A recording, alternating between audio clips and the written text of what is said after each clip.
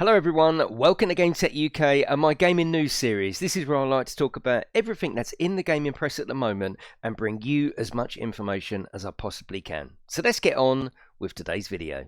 So Slightly Mad Studios has just released an announcement trailer for Project Cars 3. I want to go through, take a look at the trailer and give you my thoughts. So from the very first few frames you can see the change of direction that Project Cars 3 are going in, and it was only recently that Ian Bell, the CEO of SMS, said that Project Cars 3 is going to take its cues from Need for Speed Shift. I think it's also quite telling that the trailer is going into a street setting race rather than a traditional circuit race, and I think this really is letting customers know that Project Cars 3 is evolving and changing. It wasn't until we got to this chase scene that the change in direction really did shine through. This looks like a Forza trailer. The hitting of the AMG Merc there, the lack of damage, the sort of smoke effect didn't look that good, and it really did surprise me where they're going with Project Cars 3.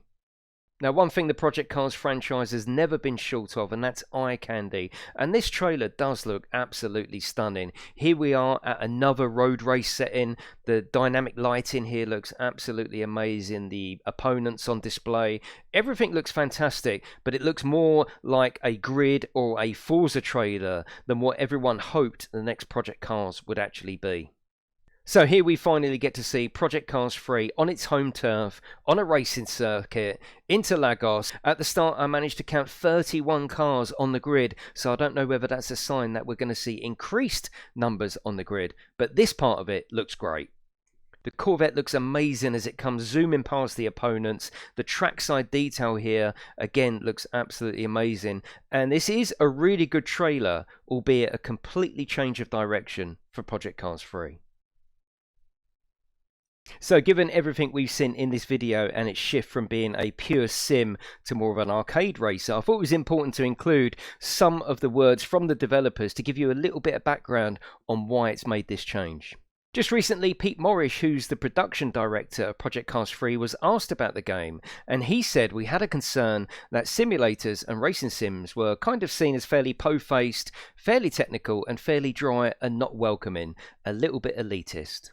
So while you can agree with what Pete Morris is saying, you know, they are elitist, the sim racer doesn't appeal to a broader audience, but that's the audience that Project Cars, from their first edition of the game right through to the second, that is the audience of the game, the niche of the market that they've tried to corner, and now it really does seem they're just instantly turning their back on that market and saying we want to reach a broader audience.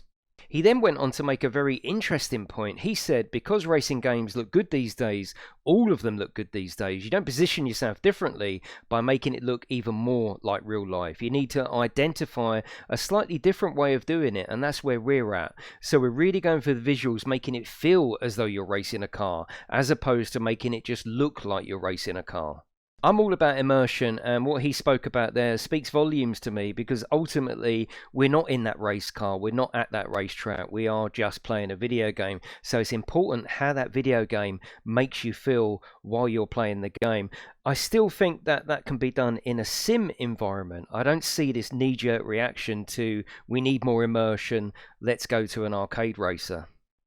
Here we can see some of those immersion effects in action on early beta footage for Project Cars 3 in third-person camera. You can see the way that the opponent's cars sort of fisheye and grow in length, I suppose to give you a feeling of speed. And of course we've got those perfect corner markers. This isn't what we're really used to in the Project Cars franchise. It was only a little while ago that I made a video about Codemasters taking over Slightly Mad Studios, and the theme in the comments on that video was please be good, don't touch Project Cars 3, let SMS do what they do and make Project Cars 3. It seems that at this stage that hasn't really happened, and maybe the investors in Codemasters want a better return on the Project Cars name and making it available to a much wider audience. Only time will tell how arcade this is, only time will tell how much fun this game is, and only time will tell how popular and successful this game is. But I would love to know in the comments section below what you think of this trailer and the new direction that Project Cars 3 is taking.